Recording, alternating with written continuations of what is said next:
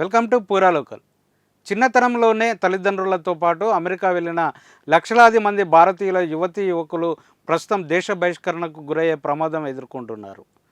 శాశ్వత నివాస అర్హత లేదా తాత్కాలిక వీసాలు రాక స్వదేశానికి తిరిగి రావాల్సిన పరిస్థితి ఎదుర్కొంటున్నారు.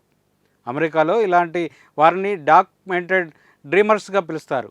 వీరి మొత్తం సంఖ్య 2,50,000 వరకు ఉంటుందని, డాక్యుమెంటెడ్ డ్రీమర్స్లో భారతీయులు అత్యధికమని స్వయంగా వైట్ హౌస్ వర్గాలు తెలిపాయి.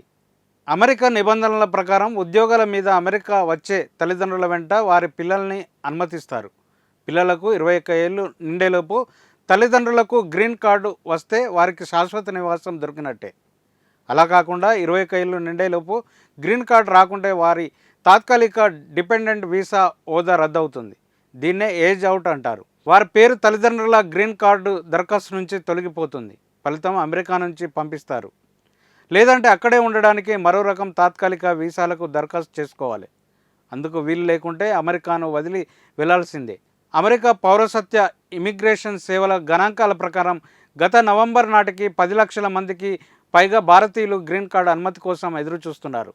అమెరికాలో ప్రస్తుతం భారతీయులు, వారి పిల్లలు సహా మొత్తం 1.2 మిలియన్ల మంది వివిధ కేటగిరీల్లో దరఖాస్తు చేసుకొని గ్రీన్ కార్డు కోసం ఎదురు చూస్తున్నారు. మరోవైపు కొందరు భారత సంతతి యువతీ యువకులు ఇప్పటికే అమెరికాలోని తమ కుటుంబాలను వీడి భారత్లో బంధువుల వద్ద తలదాచుకుంటున్నారు. ఇప్పుడు ఇది అప్డేట్. మరిన్ని అప్డేట్స్తో మళ్ళీ కలుసుకుందాం. చూస్తూనే ఉండండి పూరా లోకల్.